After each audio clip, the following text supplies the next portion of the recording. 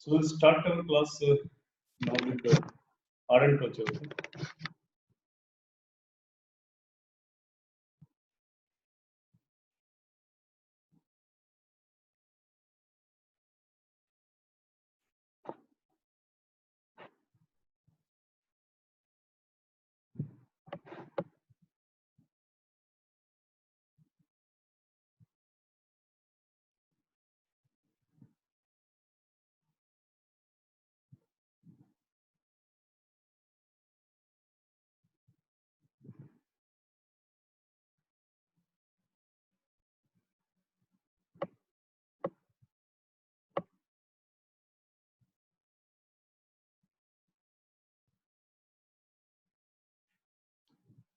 So we were reading about the temple architecture and sculpture, and we have seen various kind of temples. Like we have studied about the early temples, like Deogarh, like Nachnaputra, Udayagiri, Iran, Bumra, etc. And then we have seen the different kind of shrines. We have seen different kind of shikhars also in temple architecture. We have seen Nagara style of architecture, okay, particularly in northern India. And then we started with the temples of the central India. Okay. We have seen the temple Khajuraho complex that is very much famous in the central India. And apart from that, we have also seen the western temples. And we have seen the temples in the Gujarat and Rajasthan. In Gujarat, we have seen the temple like Sun Temple in the Modhera. And in Rajasthan, the temple, the Dilwara temple, like Tilwara temple in Mount Abu. And then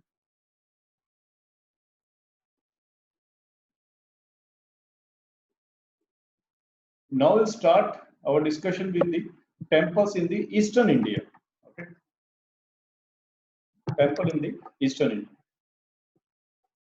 So eastern Indian temples include those found in the northeast Bengal and Odisha. Okay. So एक तरह से हम लोग तीन जो famous areas है ये discuss करेंगे ईस्टर्न इंडिया में, बंगाल, बिहार एंड ओडिशा. ये तीनों फेमस एरियाज हैं टेम्पल्स कंस्ट्रक्शन के लिए. So we'll see. So each of these three areas produced distinct types of temples. The history of architecture in northeast and Bengal is hard to study because a number of ancient buildings in those regions. Were renovated, and what survives now the later brick or concrete temples at those sites. तो जितने भी ये temple थे जो eastern India से belong करते हैं, just a second, yes, जितने भी टेम्पल्स हैं जो ईस्टर्न इंडिया से बिलोंग करते हैं, ये ज्यादातर जो इनके फॉर्मेशन था वो टेराकोटा से बनते थे, टेराकोटा से. TERRACOTA, terracotta. तो टेराकोटा का मतलब होता है कि क्ले, मिट्टी के बनते थे ये टेम्पल्स हैं. Obviously we can understand that ये जो टेराकोटा जो भी टेम्पल्स बनेंगे ज्यादा देर तक सर्वाइव नहीं करते थे. Okay, and that is why they get perished with the passage of time. तो वो पेरिश हो गए. इसके बाद जो भी टेम्पल ब्रिक से बने या कंक्रीट के बने, या जो वही टेराकोटा के टेम्पल्स हैं उनको बाद में ब्रिक्स या कंक्रीट से बेसिकली उसको बना दिया और फिर उसको रिनोवेट करने के लिए, तो वही सर्वाइवल एग्जांपल है. जो पहले टेराकोटा एग्जांपल थे जो भी पेरिश हो चुके थे, वहीं पर ही हमने कंक्रीट या ब्रिक स्ट्रक्चर बना दिया बाद में मॉडर्न एज में, मॉडर्न इंडिया में. तो वही सर्वाइव करते हैं ज्यादातर. तो बहुत कम है टेम्पल ऐसे जो टेराकोटा सर्वाइव किए हुए हैं अभी तक. ओके, सो जब भी एग्जाम में क्वेश्चन आएगा कि टेराकोटा से टेम्पल कहां पर मिलते हैं हम लोगों को, तो आपका आंसर होगा eastern India. It could be Bengal, Bihar और उड़ीसा. तो वहां पर ही हम लोगों को टेराकोटा के टेम्पल्स मिलते जाते हैं. So it appears that terracotta was the main medium of construction in the eastern India, and also for molding plaques which depicted Buddhist and Hindu deities in Bengal until the 7th century. दोनों dt के मिलते हैं हम लोगों को, Buddhist temples में मिलते हैं ईस्टर्न इंडिया में और हिंदू टेम्पल्स में मिलते हैं. A large number of sculptures have been found in Assam, Bengal, which shows the development of important regional schools in those regions. सबसे पहले हम जो पढ़ने वाले हैं that we will read about the Assam.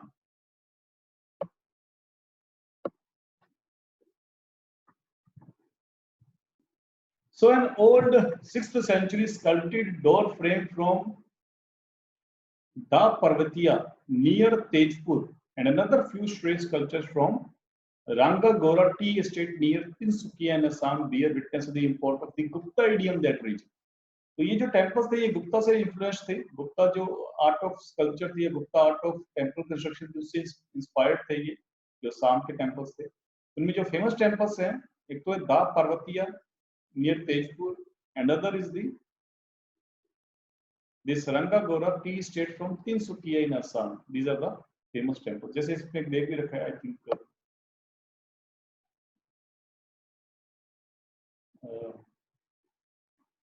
Yes, ये असम का एक टेम्पल है शिव सागर टेम्पल, शिव सागर. ओके, ये देखो ये पहले टेराकोटा के बने होते थे और बाद में जाके इसको बेसिकली थोड़ा सा रिनोवेट किया गया. इसके ऊपर कलरिंग वगैरह भी हुई है. देखो ये temples, so these are renovated letter.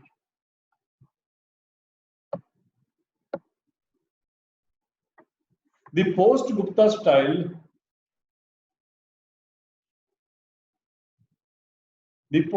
style, continued in the region in Assam.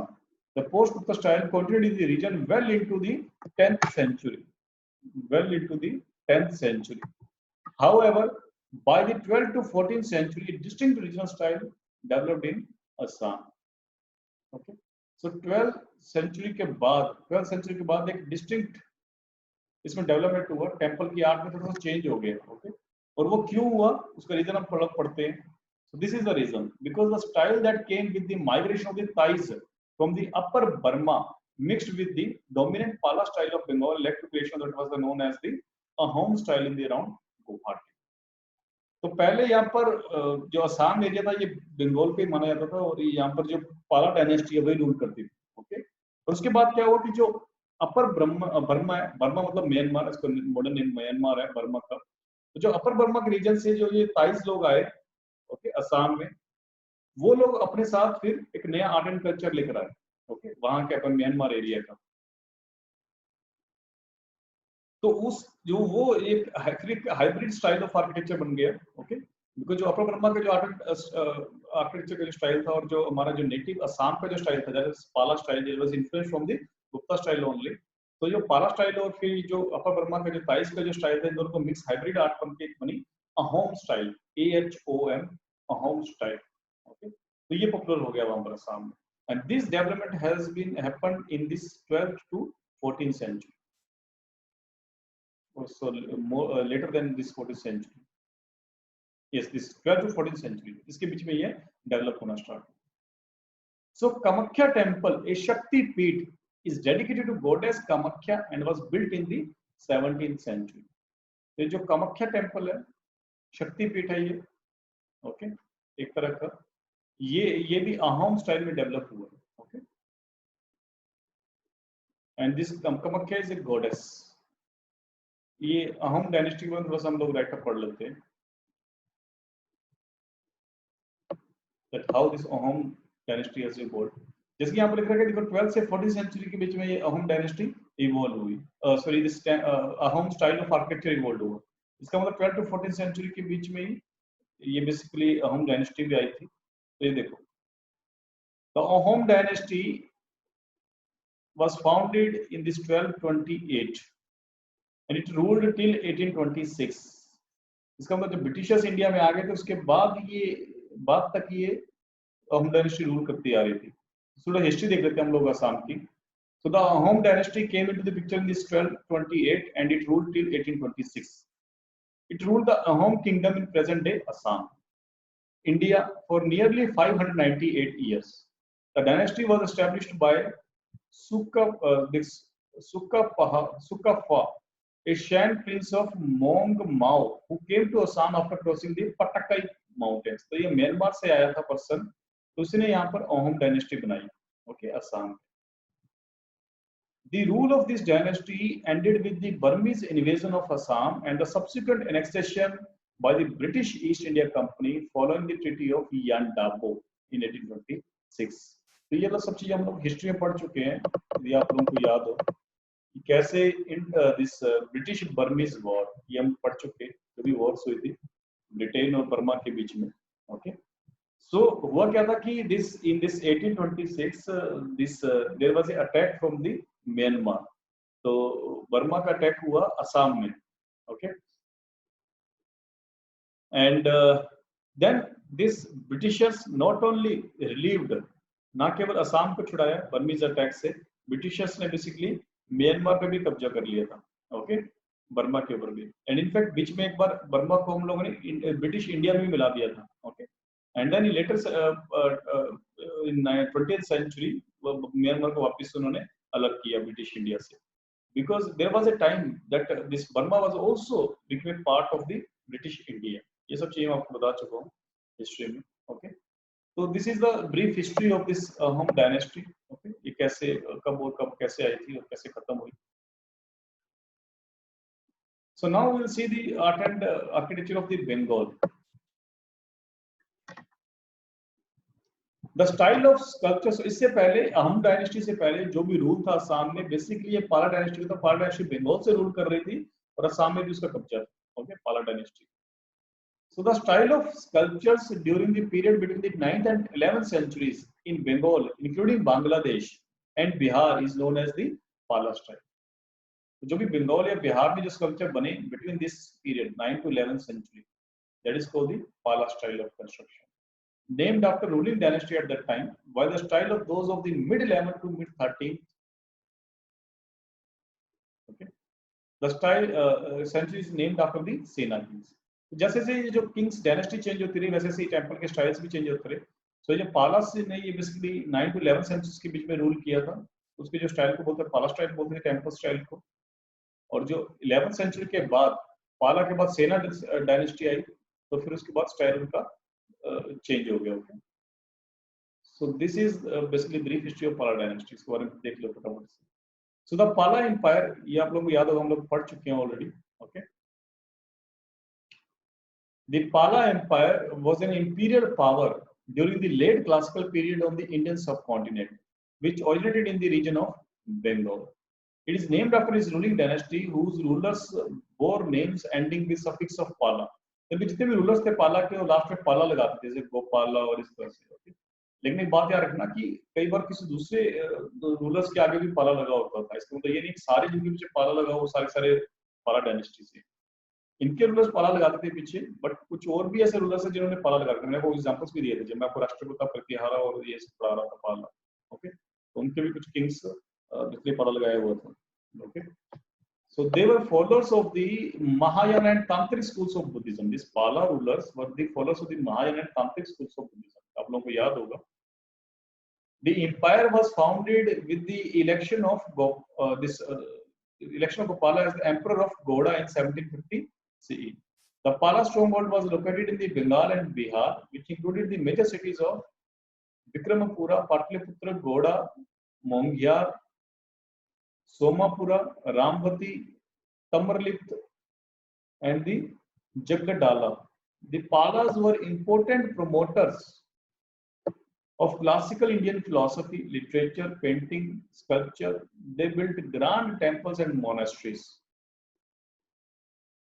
including the Sompura, Mahavira, and patronized the great universities of Nalanda and Vikramshila। आप लोगों को याद होगा, हम लोगों ने पढ़ा था that कि साउथ ईस्ट एशिया से कुछ पाला किंगडम में आए थे लोग, ओके। और they urged these Pala rulers that you please donate something for the Nalanda university. तो उस टाइम फिर पालास ने दोबारा से रिवाइव किया था, ओके, नालंदा यूनिवर्सिटी को। Why I am saying that revive, क्या हुआ था नालंदा यूनिवर्सिटी के साथ, ये सब कांसेप्ट हम लोग पढ़ चुके हैं हिस्ट्री में। Yes,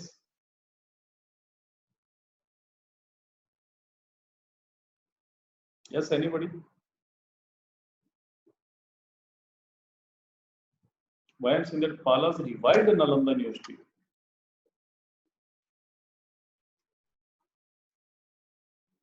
Sir, the Hindu ruler Shashank, I think, destroyed the Nalanda। Right. Shashank of Goda। उनसे पहले जो गोड़ा थे, शशांक ऑफ गोड़ा, they had this attacked this Nalanda university. Bodhi tree को भी काटा था उन लोगों ने, शशांक ने गोड़ा के बोधि ट्री को काटा था। इनफैक्ट उसके बाद क्या हुआ था, this after the end of the cessation period जब खत्म हो रहा था और मिडिल पीरियड जब स्टार्ट हो रहा था, ओके, बिकॉज 7th सेंचुरी के आसपास हम मान के चलते हैं मिडिल पीरियड स्टार्ट हो रहा था। सो जब मिडिल पीरियड या 8th सेंचुरी बोल लेते हैं कुछ लोग, सो मिडिल पीरियड जब स्टार्ट हो रहा था उस टाइम बेसिकली हिंदू रिलीजन वापस से डोमिनेट करने लग गया था इंडियन लैंड में, और बुद्धिज्म काफी डिक्लाइन होने लग गया था। तो काफी हद तक डिक्लाइन हो गया था, और उसका मेन रीजन ये भी था कि जो नए रूलर्स आ रहे थे they followed the Brahmanism. Okay, तो ब्राह्मण्स ने बेसिकली उनको ऑथेंटिसिटी या लिटरेसी प्रोवाइड की, बट देयर वाज ओनली, इसके साथ में और भी से कंटेम्परेरी रूलर्स पड़े थे, Rashtrakuta and this Pratiharas. Okay, in fact Pratiharas were the Rajputs only. Okay, तो ये जो रूलर्स थे ये सारे ब्राह्मणिक रूलर्स थे। तो उनमें से एक आइसोलेटेड एग्जांपल था पाला, who was the this Buddhist followers. उन्होंने काफी बेसिकली इसको ग्रांट्स भी दी थी, एंड इनफैक्ट ऐसा नहीं हो सकता कि पालास ने सिर्फ बुद्धिस्ट को फॉलो करते थे obviously, but yes they have revived Buddhism, ऐसा बोल सकते हैं पालास ने। Okay, so the proto Bengali language developed under पाला rule, this proto Bengali language, Bengali language भी इसी टाइम डेवलप हुई थी जब पाला रूल था। The empire enjoyed relations with the Sri Vijaya Empire, the Tibetan Empire and the Arab Abbasid Caliphate। तो ये विजयनगर, ये श्री विजय एम्पायर कौन सा है? ये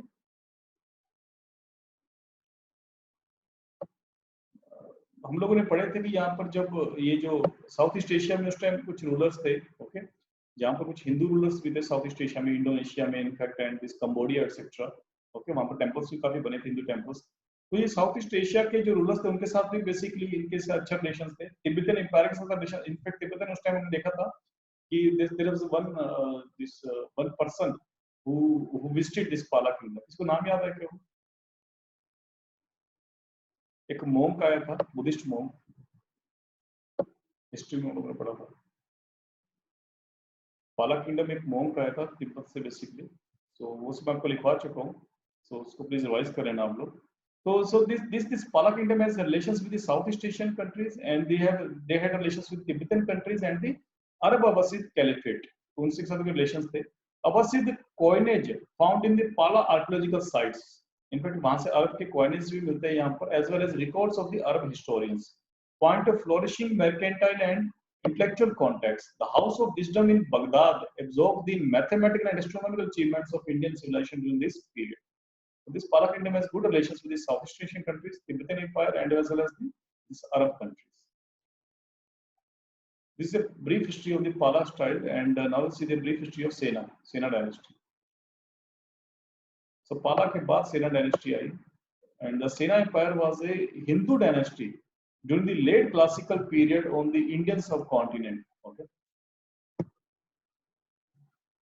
That ruled from Bengal through the 11th and 12th centuries. The empire is at peak, covered much of the northeastern region of the Indian subcontinent. The rulers of the Sena dynasty traced their origin to the South Indian region of Karnataka. Okay. The dynasty's founder was Samant Sena. After him came Hemant Sena, who usurped power and styled himself king in 1095 AD. His successor Vijay Sena ruled from this much period, helped lay the foundations of the dynasty, and had an unusually long reign of over 60 years. Balala Sena conquered Gaur from the Pala, became the ruler of the Bengal Delta, and made Nabadvip the capital. Nabadvip. The capital is as well. Bhala Sena married Brahma Devi, a princess of Western Chalukyan Empire, which indicates that the Sena rulers maintained close social contact with South India, because ये कर्नाटका से थे. The inscriptions of the Sena kings mention them as Brahma Kshatriyas. अब ब्राह्म क्षत्रियस का मतलब ये होता है कि ब्राह्मण्स रूल्ड एज क्षत्रियस। तो याद रखना कि जो सेना किंग्स थे ये ब्राह्म क्षत्रियस थे, इसका मतलब ये ब्राह्मण्स थे but they ruled as Kshatriyas. इस तरह की स्टेटमेंट्स भी आ सकती हैं एग्जाम में। This is brief history of सेना dynasty. So while the Palas are celebrated as patrons of many Buddhist monastic sites, the temples from the region are known to express the local Venga style. तो exam में ये question आता है कि local Vanga style किसका था? That was of the Palas. तो ये पालास का था local Vanga style. The 9th century Siddheshwar Mahadev temple, Siddheshwar Mahadev temple in Barakar in Burdwan district, for example, shows a tall carving shikhar crowned by large ambalak and is an example of early Pala style. So this Siddheshwara Mahadev temple In Barakar, in Burdwan district, for example, show a tall carving shikhar crowned by large amlak and example of early Pala style, Bengal style. It is similar to this contemporaneous temples of Odisha. The basic form grows loftier. With the passing of centuries, many of the temples from the 9th to 12th centuries were located at the Telkupin Purulia district. They were submerged when dams were built in this region. सबसे पहले हम इस देशवर Mahadev temple पाला ने बनाया था, उसके कुछ पिक्स होंगी हमारे पास, उसको देख लेते हैं हम लोग.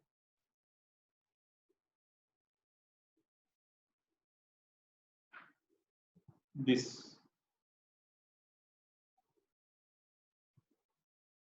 is a picture of Deshwar Mahadev temple. तो ये नागारा स्टाइल का, ये किस तरह का ये शिखर है? Yes, फमसाना.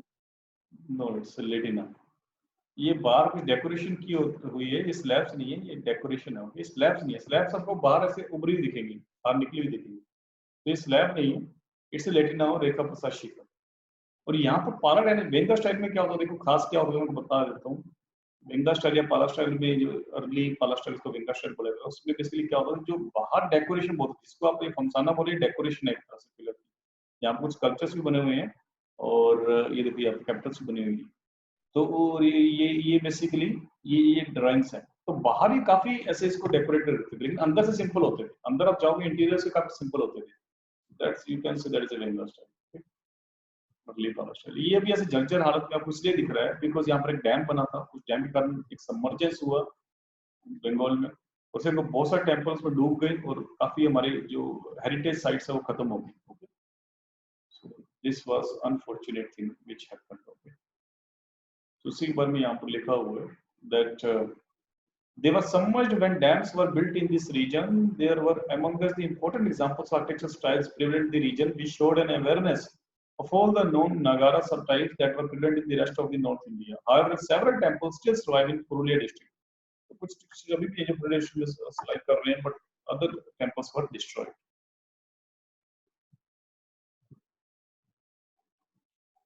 The black to grey basalt and colorite stone pillars and arched niches of these temples heavily influenced the earliest Bengal Sultanate buildings in the Gaur and Pandava.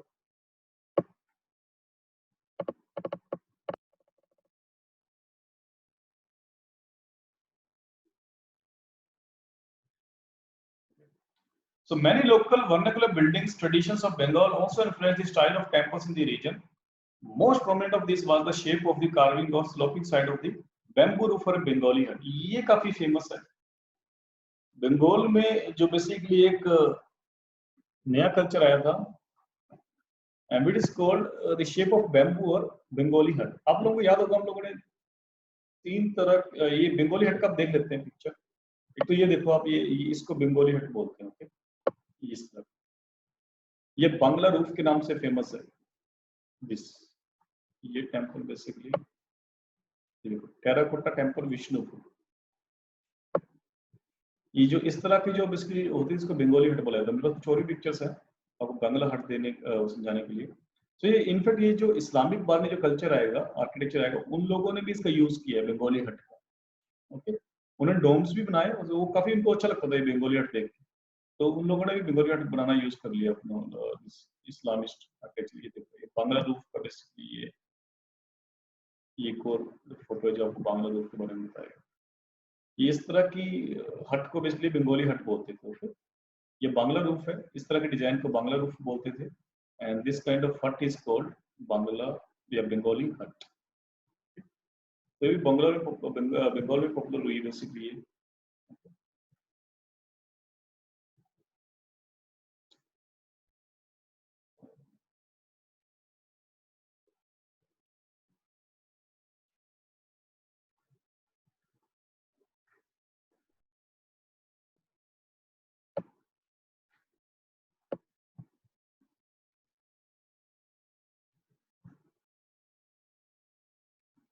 So this feature, that means Bengali hut और bamboo roof, इसको bamboo roof भी बोला जाता है और Bengali hut भी बोला जाता है. So this particular feature was eventually even adopted in the Mughal buildings. Mughals ने भी इसको use किया.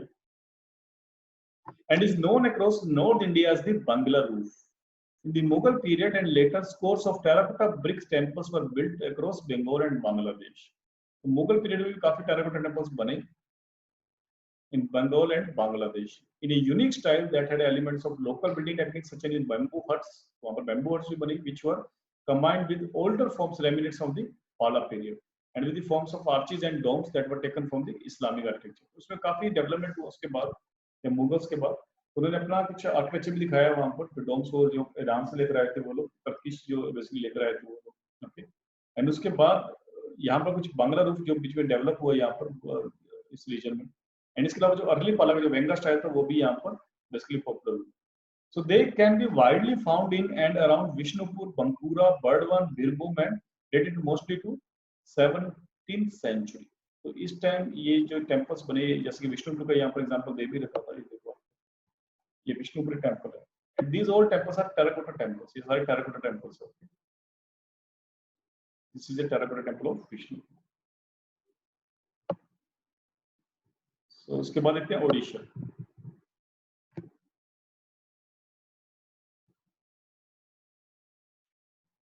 So in ईस्टर्न इंडिया में यदि मैं बोलूँ सबसे ज्यादा इंपॉर्टेंट यदि टेम्पल हैं तो वो है ओडिशा के, ओके, बंगाल एंड असम, और इन सबसे ज्यादा सबसे लोफ्टियर या सबसे बड़े बड़े टेम्पल जो बने हैं वो ओडिशा में बने हैं। सो ईस्टर्न इंडिया के सबसे फेमस जो टेम्पल्स हैं वो ओडिशा के।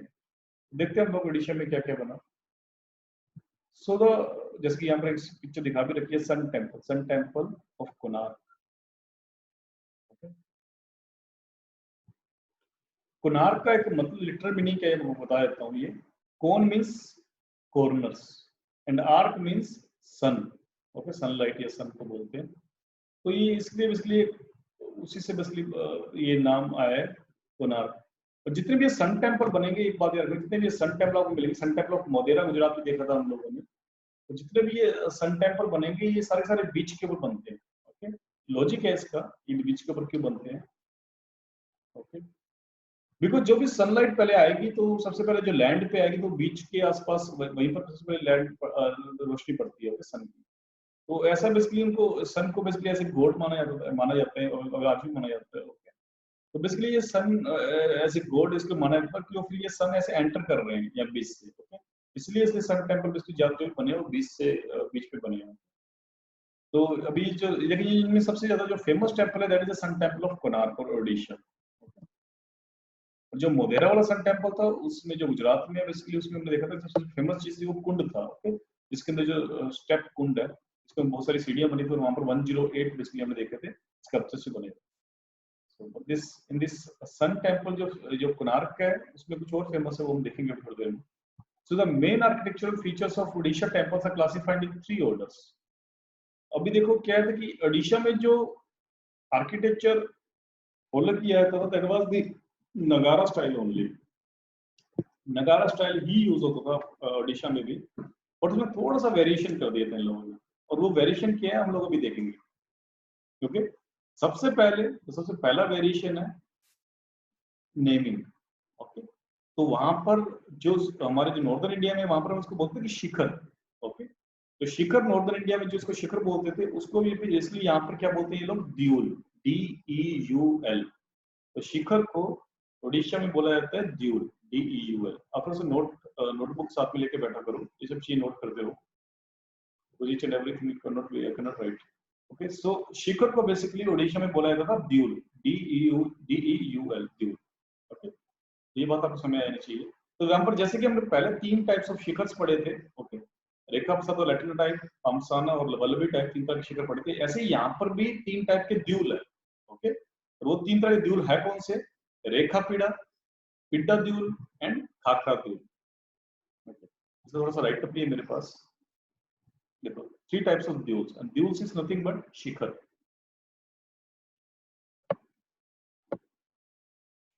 सो दी रेखा, एक तो द्यूल रेखा द्यूल है, इसको रेखा द्यूल भी बोलते हैं, रेखा पिड्डा भी बोलते हैं, रेखा द्यूल भी बोलते हैं। It's same like Latina rekha deul are same. Okay, the rekha the pidha deul, second जो द्यूल है that is a pidha deul, and third is the khakhara deul. और खाखरा द्यूल को बेताल द्यूल भी बोलते हैं। यदि एग्जाम में बेताल द्यूल आता है it's nothing but the khakhara deul. ये जो तीनों टाइप है ये बेसिकली टाइप ऑफ शिखर्स है, जैसे हमने वहां पर पढ़े, लेटिना, पंसाना एंड दिस वल्लभी। इसी तरह से तीन तरह के द्यूल है या तीन तरह के शिखर्स है। The former also known as the Bhadra houses, the गर्भगृह। बेसिकली ये जो रेखा द्यूल की बात कर रहे हैं, तो हम क्या कह रहे हैं कि जो रेखा द्यूल जो बनता था वो गर्भगृह के ऊपर बनता था, ओके, उड़ीसा में। लेकिन जो ये पिड्डा द्यूल है ये बनता था मंडप के ऊपर। ये जो रेखा द्यूल है ये तो बेसिकली गर्भगृह जिसके जहाँ पर डिटी रखी गई है उसके ऊपर बनाया जाता था, वहां पर शिखर बनाया जाता था, इसको रेखा द्यूल या रेखा पिड्डा बोलते थे। जो पिड्डा द्यूल है, पिड्डा द्यूल वो बनता था मंडप के ऊपर, प्रे प्रे हॉल, जहां पर डिवोटी इकट्ठे होते थे, प्रे करते थे, बैठते थे, जिसको मंडप बोला जाता है। उसके ऊपर जो द्यूल बनता था, शिखर बनता था, that is a पिड्डा deul. And जो थर्ड जो बचा है खाकरा और बेताल द्यूल, जो लेटर वर्ड यहाँ पर यूज हुआ है, ये खाकरा या बेताल द्यूल के लिए यूज हुआ है, ओके। इसको मैं लिख देता हूँ, आप लोगों को कंफ्यूजन ना हो। खाकरा, खाकरा और बेताल। खाकरा और बेताल द्यूल is a tower in oblong shape, more or less similar to Dravidian temples architecture. It houses the entrance gateway. तो जो रेखा द्यूल यूज हुआ वो गर्भगृह के ऊपर यूज किया हम लोगों ने, पिड्डा द्यूल मंडप के ऊपर यूज किया। अब थर्ड आता है गेटवे, ओके। उड़ीसा में गेटवे भी फेमस थे काफी, तो जो गेटवे थे उनके ऊपर यूज किया जाता था खाकरा और दिस बेताल द्यूल। इसकी फोटो से समझते हैं हम लोग, हमारे पास एक फोटो भी है लकीली, कलिंगा आर्किटेक्चर के नाम से। कलिंगा मतलब Odisha only, Kalinga area is related to Odisha. तो उसको देखो आप लोग, यहाँ पर बहुत अच्छे से समझ में आ रहा है ये। तो ये गर्भगृह है, ये लेटिना की तरह, ये देखो कर्व है, ये जो है रेखा प्रसाद जो शिखर पड़ा था हम लोगों ने, इस तरह से रेखा द्यूल है ये अबव श्राइन, अबव श्राइन का मतलब यहाँ पर गर्भगृह है। और जहाँ पर जो ये जो बेस होता था, ये जो प्लान होता था, ये स्क्वायर होता था, ओके, ये स्क्वायर है, ओके। तो ये गर्भगृह है ये नीचे, और उसके ऊपर रेखा द्यूल बनता था। अब उसके बाद ये मंडप है, ये दोनों मंडप है, देखो यहाँ लिखा हुआ है कम्युनिटीज हाउस, ओके, जहाँ पर कमेमोरेशन होता है, ये इकट्ठे होते हैं लोग, प्रे करते हैं, बैठते हैं, मंडप बोलते हैं जिसको। यहाँ पर पिड्डा द्यूल बनते थे। पिड्डा द्यूल इस तरह से होते, देखो चार ऐसे, इस तरह से, पिड्डा द्यूल इस तरह से एंड दिस। सो इस तरह के द्यूल को बेसिकली शिखर को या द्यूल को पिड्डा द्यूल बोला जाता है। और खाकरा द्यूल, ये देखो खाकरा द्यूल कैसा लग रहा है आप लोगों को? यस,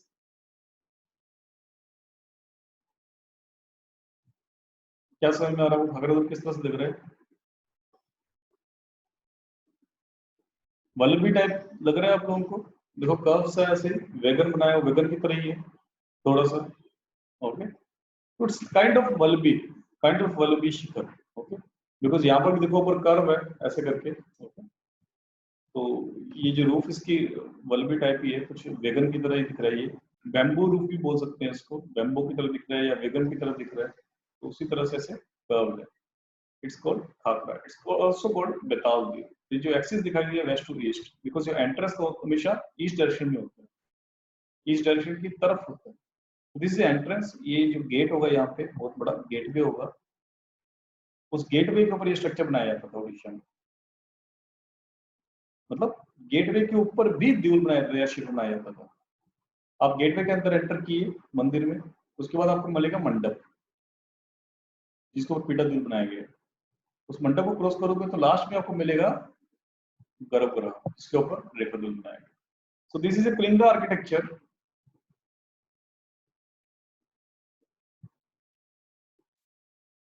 आई होप कि आप लोगों को समझ में आ गया what is this things. So most of the main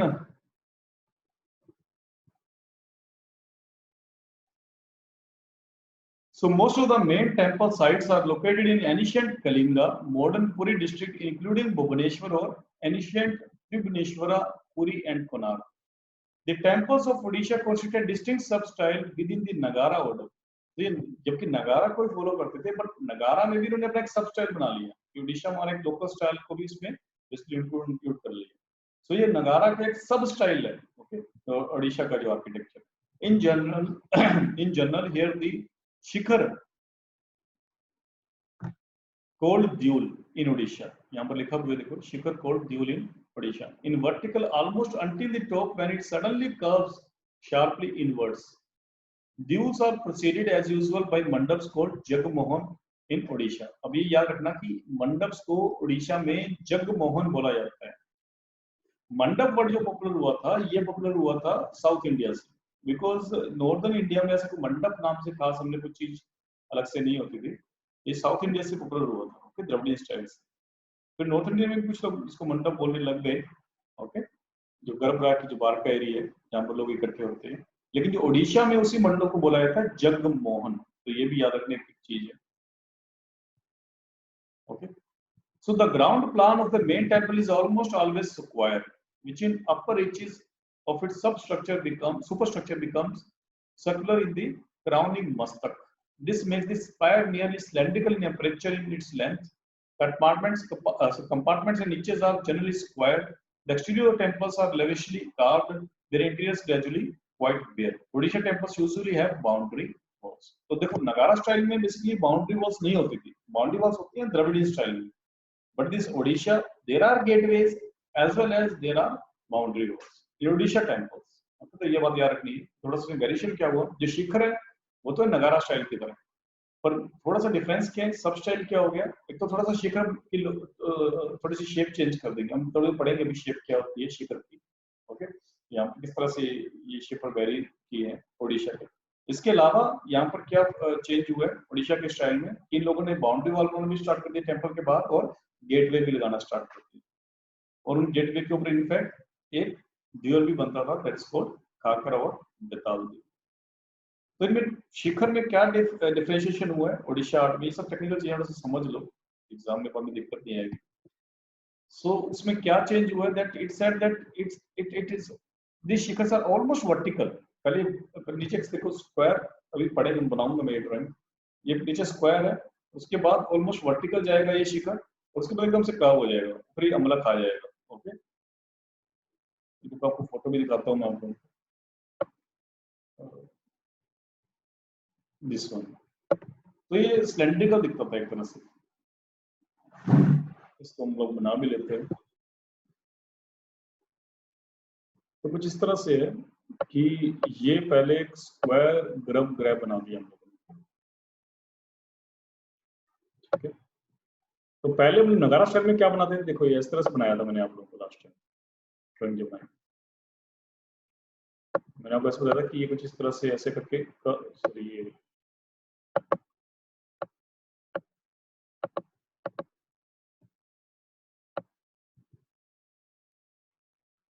जिस तरह से बनाया था हम लोगों ने, आप लोगों को याद हो तो जिस तरह से बनाया था हम लोगों ने. तो दिस वाज ए, ये देखो ये कर्व यहीं से स्टार्ट हो जाता है, कर्व होना यहीं से ऐसे कर्व होता रहता है, ठीक है. यहाँ से स्टार्ट होकर कर्व होता है और यहाँ पे आकर मिल जाता है, तो ये पॉइंट बन जाता है. लेकिन यहाँ पर क्या होता है, यहाँ पर ऑलमोस्ट वर्टिकल चलता है, ये ऑलमोस्ट वर्टिकल, कर्व नहीं होता, ऑलमोस्ट शिखर थोड़ा सा हल्का हल्का कर्व होता होगा, बट ये ऑलमोस्ट वर्टिकल. और फिर यहाँ पर आके एकदम से कर्व होता है ऊपर आकर, तो फिर यहाँ पर आपको मिलेगा अम्लक. इस तरह का ये बेसिकली शिखर है ओडिशा में. तो नगारा स्टाइल की तरह ही है, बट यहाँ पर जो शुरू से कर्व होना स्टार्ट हो जाता है यहाँ पे, ये यहाँ पर क्या है, थोड़ा सा स्टार्टिंग में थोड़ा सा वर्टिकल दिखता है, ऑलमोस्ट वर्टिकल, बहुत कम कर्व होता है, और इधर तो सडनली कर्व हो जाएगा ऊपर जाके. तो ये ऐसा दिखता है जैसे सिलेंड्रिकल हो पूरी पूरी शेप. ये देखो सिलेंड्रिकल शेप दिखती है, this is a cylindrical shape. तो ऐसा लगता है पूरा सिलेंडर पड़ा हो, ओके. आई होप ये आप लोगों को समझ में आ गया होगा और आप लोग बना भी लिया होगा आप लोगों ने. तो सिलेंड्रिकल शेप दिखती है इसकी शिखर की. उड़ीसा का बेसिकली ये डिफरेंस है, ये कलिंग आर्ट है यहाँ के शिखर.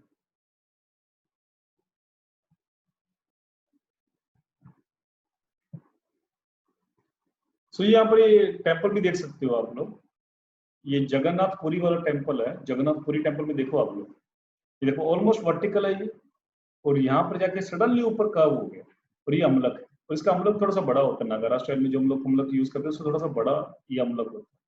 ओके, सर्कल बहुत बड़ा होता है, और ये सर्किल बड़ा होता है। देखो नीचे भी एक सर्किल बनाया जा सकता है स्क्वायर शेप पे, थोड़ा सा ये ऐसा लग रहा है सिलेंड्रिकल है।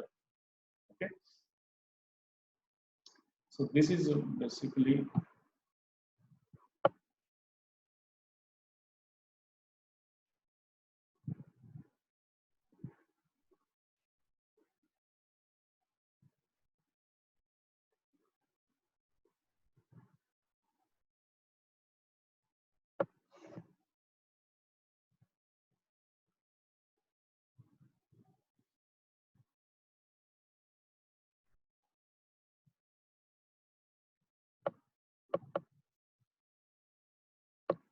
so at Konark,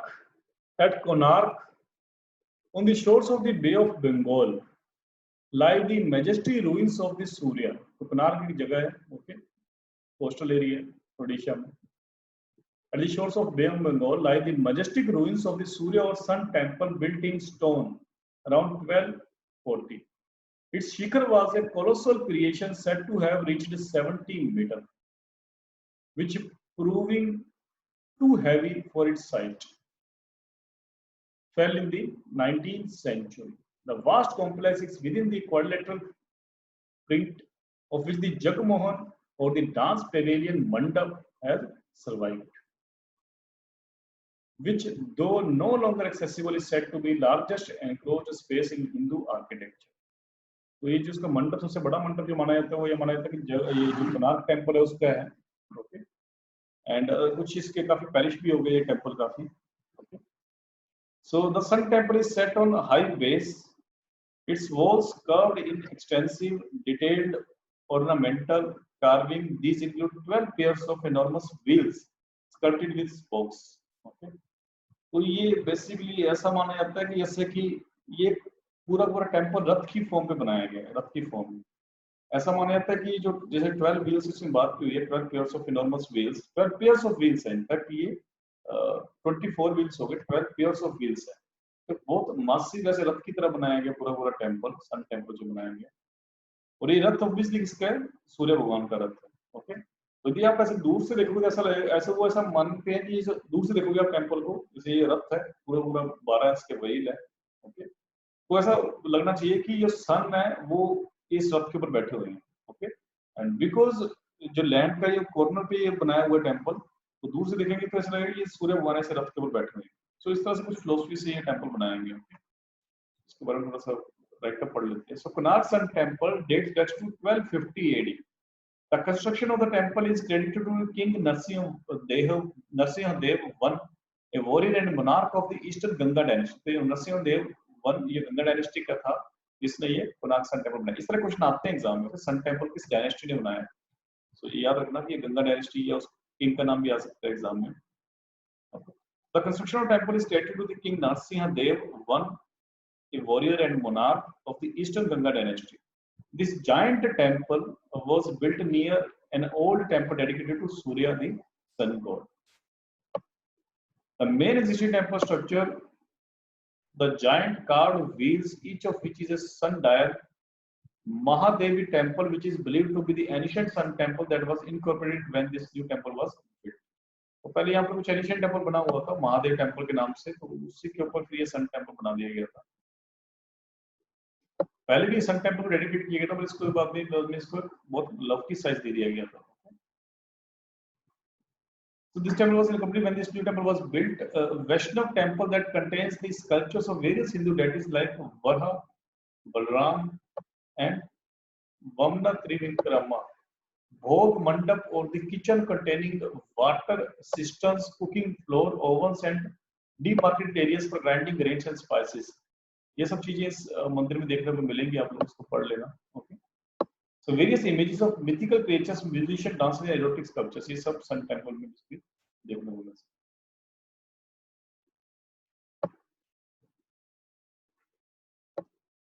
Hubs representing the chariot wheels of the sun god, who in mythology rides a chariot driven by 7 horses। तो हमारी जो बेसिकली mythological स्टोरीज है उसमें ऐसा होता है कि सन भगवान जो है, सूर्य भगवान है, वो एक 7 घोड़ों के चैरियट पे सवार रहते हैं। तो उन्होंने बिल्कुल वैसे कुछ बनाने की कोशिश की थी, उनका एक रथ बनाने की कोशिश की थी। The whole temple thus comes to resemble a colossal processional chariot। तो पूरे टेम्पल को चैरियट देने की शेप देने की कोशिश की थी इन लोगों ने। On the southern wall is a massive sculpture of Surya carved out of the green stone। सूर्य भगवान की इमेज भी बनाई उन लोगों ने साउदर्न वॉल पे। It said that there were 3 such images, each carved out of a different stone, placed on the 3 temple walls, each facing different directions। The 4th wall and the doorway into the temple were where the actual rays of the sun would enter the गर्भगृह। So maybe कुछ और pictures भी हो हमारे पास।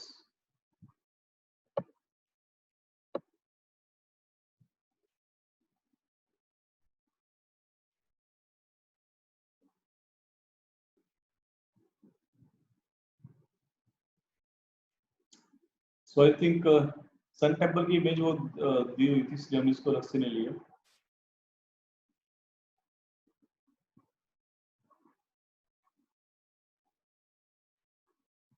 एक ये लिंगाराजा temple है उड़ीसा का, इसको भी देख लो आप।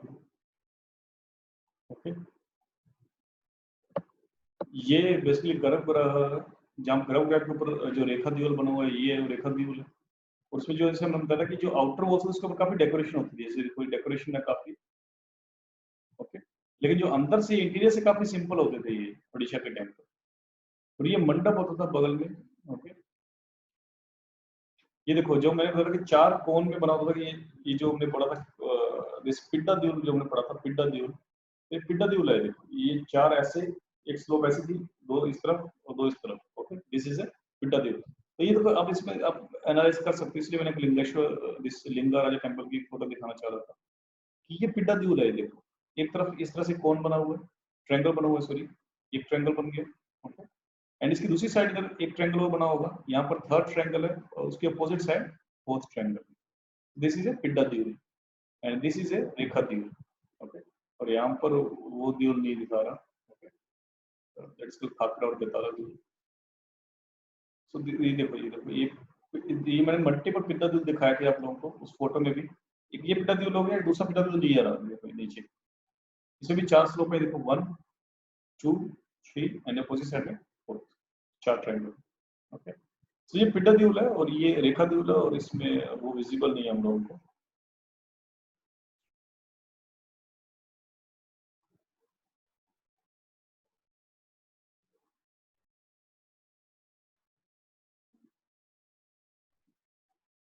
So now we'll read our next kind of temple that are present in the hilly regions। Okay, तो हिली रीजन्स के अंदर जो टेम्पल्स थे उसके बारे में पढ़ेंगे हम लोग। तो हिली रीजन्स में कौन से आ जाएंगे? ऑब्वियसली माउंटेनियस की बात करें हम लोग, कश्मीर आ जाएगा, जम्मू एंड कश्मीर के टेम्पल्स, या उत्तराखंड के टेम्पल्स आ जाएंगे, या हिमाचल प्रदेश के टेम्पल आ जाएंगे। तो ये सारे टेम्पल्स बेसिकली हिल्स टेम्पल्स के नाम से बुलाए जाते हैं। अब जैसे कि ये जो ईस्टर्न इंडिया था, जैसे बंगाल, बिहार, उड़ीसा, यहाँ पर टेराकोटा टेम्पल्स फेमस थे, मतलब मिट्टी के टेम्पल, क्ले के टेम्पल। जो हिली रीजन्स थे यहाँ पर टेम्पल्स बनते थे वो वुड के टेम्पल बनते थे। Okay, wooden temples. ऑब्वियसली जैसे कि टेराकोटा टेम्पल्स सर्वाइव कम करते थे, इसी तरह से वुड के टेम्पल भी ज्यादा सर्वाइव नहीं कर पाएंगे, इसलिए हिली रीजन्स के भी काफी टेम्पल पेरिश हो चुके हैं और बहुत कम टेम्पल्स बेसिकली सर्वाइव करते हैं। हिली रीजन्स में क्यों बनाते हैं वुड के temple? Yes, what could be the logic?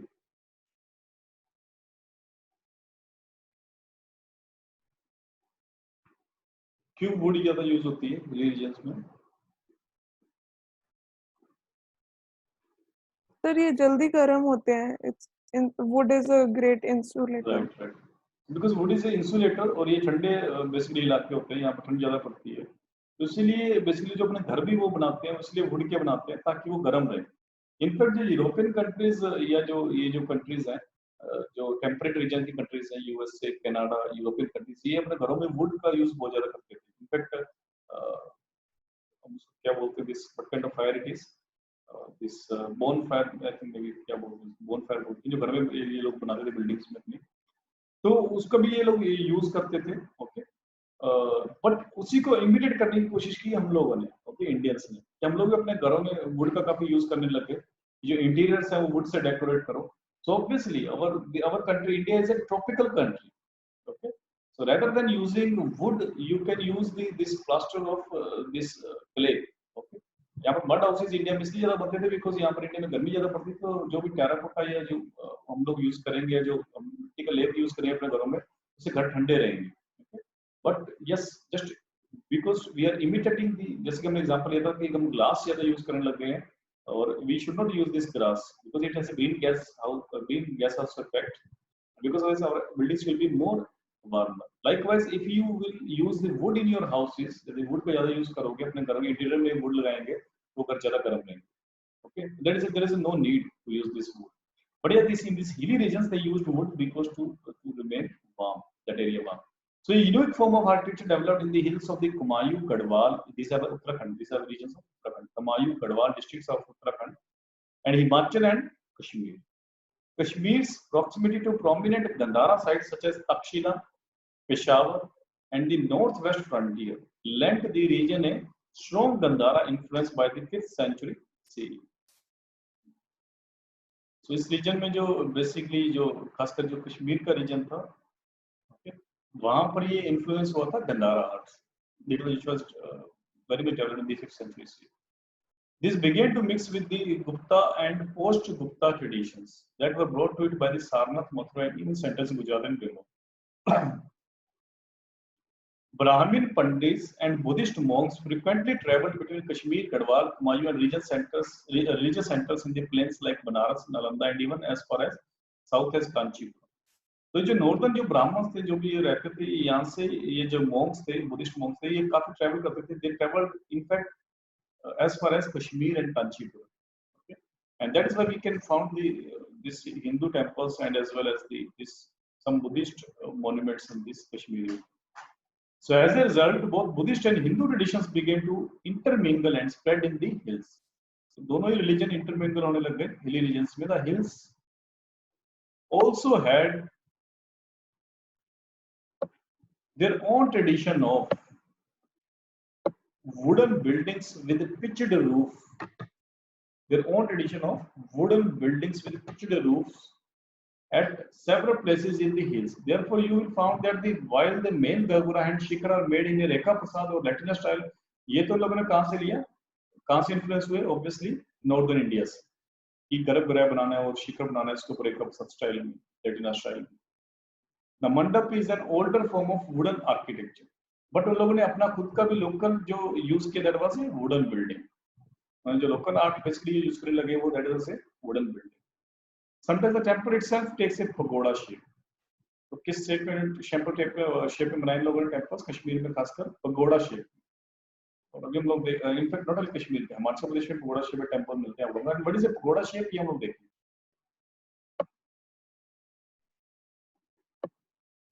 ये जो टेम्पल्स है, this is temple progressive the hills. कुछ टेम्पल्स के नाम नहीं दिए हैं, बट ये ऐसे दिखा रहे हैं कि हिल्स में इस तरह के टेम्पल्स हमारे इंडिया में है.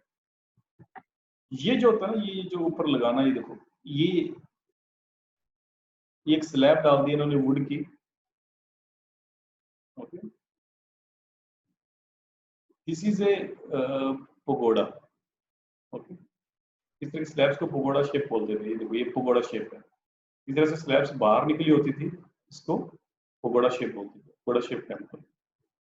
और मोस्ट प्रोबेबली ये वुड के टेम्पल्स है. ये वुड है सारी, ये देखो, ये सारी वुड है. In fact this temple is made up of would. Okay, तो हालांकि इन्होंने लेटिना बनाया है, but they also used would in this temples. And this shape is called pagoda. मेरे पास कुछ पिक्चर, एक और पिक्चर भी है. जो पगोड़ा बेसिकली जो ज्यादातर यूज होता है, चाइना में यूज होता है pagoda shape, and in fact south east Asian countries में यूज होता है पगोड़ा शेप. जो यहाँ पर जो बुद्धिस्ट टेम्पल्स ज्यादातर वो पगोड़ा शेप में बनेंगे. साउथ ईस्ट एशिया में, चाइना में, तिब्बत में, यस, यहाँ पर सब एरिया आपको दिखाता हूँ. अभी ये जो पगोड़ा स्टाइल आर्किटेक्चर है, ये चाइना के टेम्पल है, बुद्धिस्ट टेम्पल है. ये मैं नेट से लिया था आप लोगों को ये पिक्चर है कि पगोड़ा शेप दिखाने के लिए. ये लेकिन यहाँ पर मल्टीपल पगोड़ास है. इसे वहाँ पर उन्होंने जो देखा था कि एक ही स्लैब डाली हुई थी लोगों ने. अब इसे इन्होंने वेरिएशन कर दी. साउथ ईस्ट एशिया में, चाइना में यहाँ पर ये वेरिएशन हो चुका है. ये लोग डिफरेंट स्टाइल्स ऑफ पगोड़ा बनाते हैं. ये बाहर निकले स्लैब से इसको पगोड़ा बोलते हैं, पगोड़ा शेप।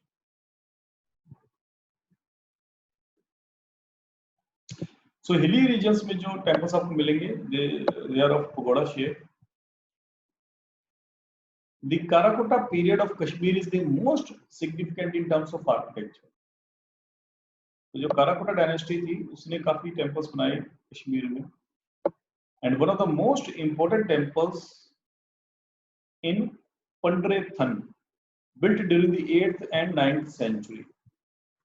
तो सबसे इंपोर्टेंट टेम्पल जो काराकोटा ने बनाए that is in the Pandrethan, that were built in the 8th and 9th centuries in keeping with the tradition of a water tank attached to the shrine. इसमें क्या खास रहता था कि एक वाटर टैंक अटैच किया था श्राइन के साथ. This temple is built on A plinth built in the middle of A tank. तो सारे बाकी जगह पर पानी है, बीच में टेम्पल खड़ा हुआ है पूरे पानी के बीच में. तो इस तरह का टेम्पल आपको पंडित में मिलेगा जो कि काराकोटा ने बेसिकली एक डिफरेंट स्टाइल इवॉल्व किया था. तो इसमें पहले जो बाकी टेम्पल से मोदेरा के गुजरात के टेम्पल हमने देखा था कि टेम्पल ही पानी में नहीं है, टेम्पल के बाहर एक कुंड बना हुआ है, लेकिन यहाँ पर क्या था कि पूरा पूरा जो गर्भगृह है वो ही पानी में खड़ा हुआ है, उसके आसपास पूरा पानी है. तो पूरा टेम्पल प्लिंथ में बना हुआ, मतलब टेम्पल उठ के बना हुआ है, उठा के बनाया हुआ. Although there are evidences of both Hindu and Buddhist followings in Kashmir, this temple is a Hindu one. ये जो पांड्रेथन टेम्पल की बात करें हम लोग, ये हिंदू वन है and possibly dedicated to Shiva, और शिवा को डेडिकेट किया गया है. The architecture of this temple is keeping with the age-old Kashmiri traditions of wooden buildings. Obviously, wooden building का बना हुआ है ये. Due to snowy conditions of Kashmir, the roof is peaked and slants slowly outward. ये roof को ऐसे outward इसलिए बना के रखते थे because वहाँ snowfall काफी होता था, और थोड़ा स्लोप भी देते ताकि जो स्नो है वो गिर जाए नीचे, हट शेप देते थे उसको basically. The temple is moderately ornamented. ज्यादा ornamentation नहीं होता था, काफी नॉर्मल ornamentation होता था.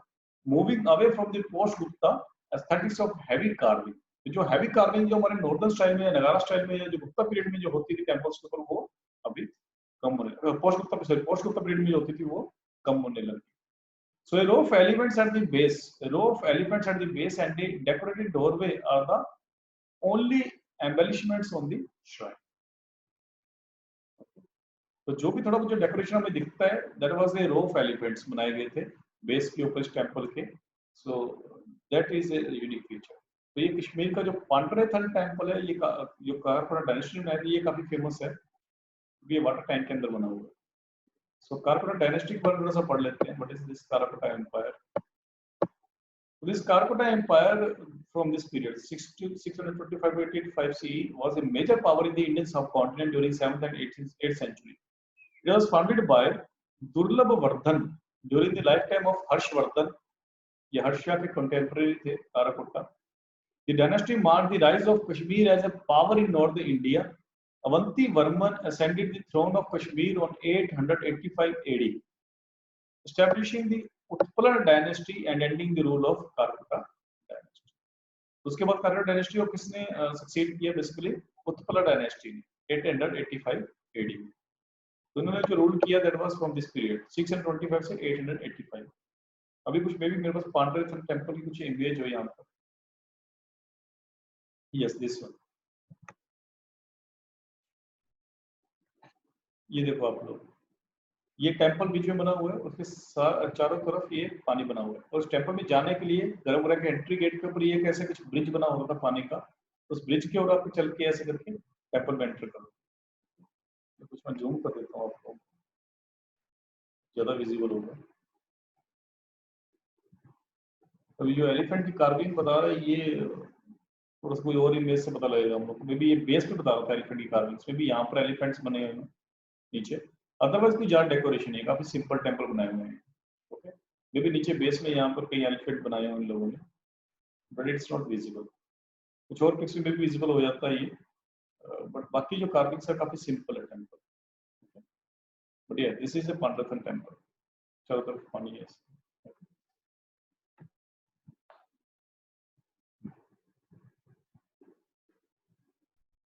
Now after Pandithan, we will see the temple of Himachal Pradesh. After Kashmir, we will see temple of Himachal Pradesh.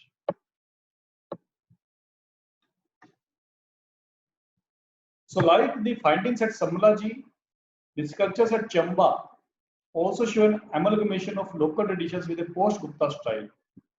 जो पोस्ट गुप्ता स्टाइल था temples का, जो बड़े बड़े शिखर बनाना, मल्टीपल शिखर बनाना, डिजाइन्ड शिखर बनाना, ये जो पोस्ट गुप्ता स्टाइल है, इसके साथ कुछ अपने लोकल ट्रेडिशंस इन लोगों ने मिक्स किए, जो हिमाचल प्रदेश के चंबा डिस्ट्रिक्ट में काफी टेम्पल्स हमको मिलते हैं।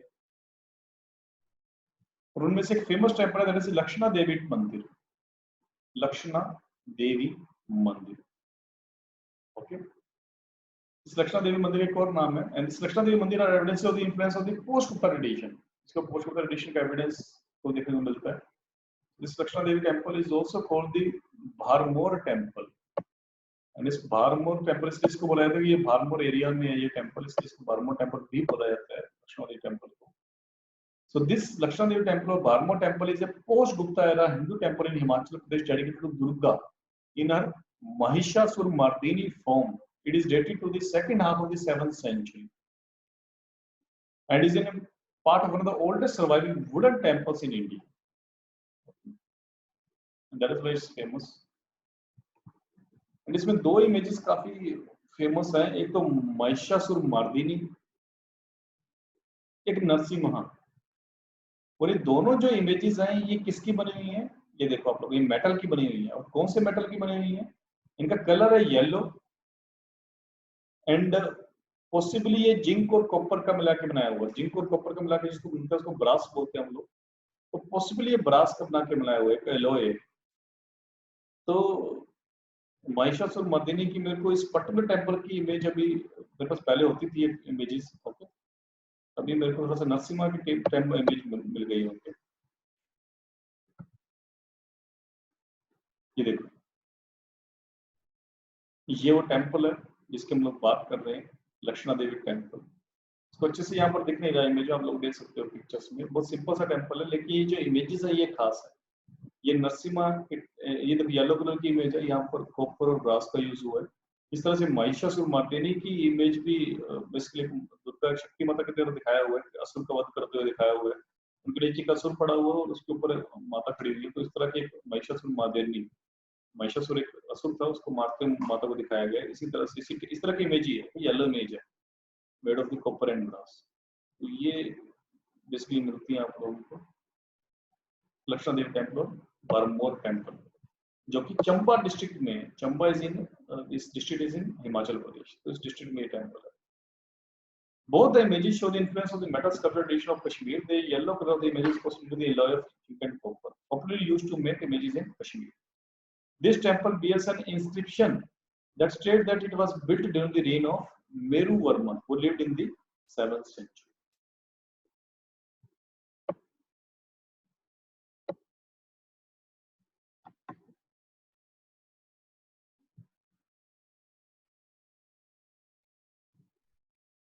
Of the temples in Kumayu, the ones at Jageshwar, जैसे कि ये कमायू भी उत्तराखंड में है। सो उत्तराखंड में कौन सा टेम्पल इंपॉर्टेंट है? Temples in Kumayu, the ones at Jageshwar near Almora and Champavat near Pithoragarh are classical examples of Nagara architecture in the region. तो उत्तराखंड के बारे में ज्यादा डिटेल में दे नहीं रहा, इसलिए हम इसको ज्यादा डिटेल में पढ़ भी नहीं रहे। Now उसके बाद जो स्टार्ट होगा, that was a South Indian temple or Dravidian style of temple architecture. Okay, and you can see these kind of images. Madurai का टेम्पल कितना बड़ा है, यहाँ पे कितने मल्टी स्टोरी टेम्पल है। तो यदि आपको रियली में टेम्पल देखने हैं तो आप लोग साउथ इंडिया में जाओ, आपको स्टोन टेम्पल देखेंगे।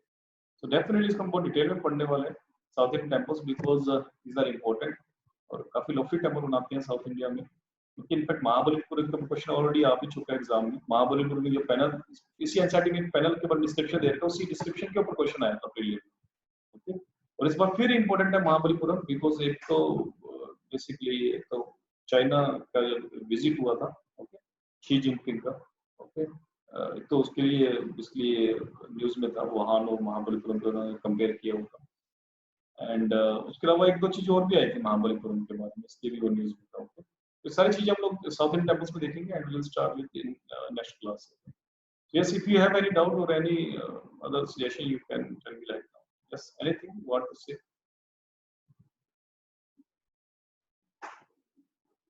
Okay, so keep studying और जितना हो सके आप लोग पढ़ते रहो, जो पास्ट में जो पढ़ा मैं उसको रिवाइज करते रहो। So meet next class.